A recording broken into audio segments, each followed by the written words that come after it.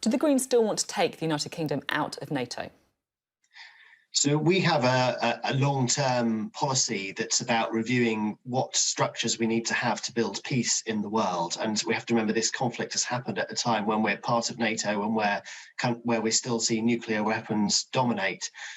Of course, we're not about changing structures in the middle of a conflict. And what we need to do at the moment is focus on how Ukraine can be supported in a wide variety of ways.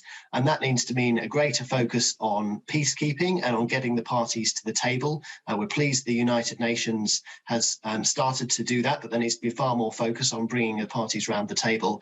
And there needs to be stronger economic action as well, because across Europe, we're still sending €1 billion a day to Vladimir Putin's war machine from buying Russian oil, gas and coal.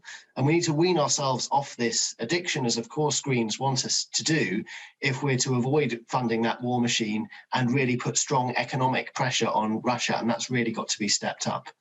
And you said a lot in that answer, but I didn't actually catch the answer to the question itself, which was, do the Green Party still want to take the United Kingdom out of NATO? I think I did answer that, Sophie, which is that, yes, that is our long-term policy, that we would like to see far greater focus on peacekeeping institutions and institutions that support a reduction in our nuclear weapons and countries moving away from nuclear weapons.